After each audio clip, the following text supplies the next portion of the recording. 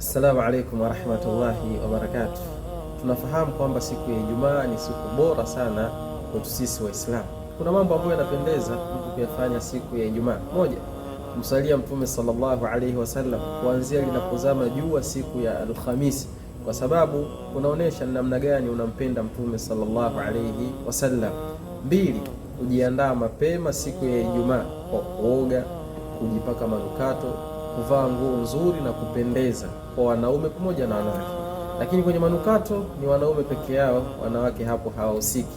Vile vile kuwahi msikitini mapema na kukaa safu ya mbele.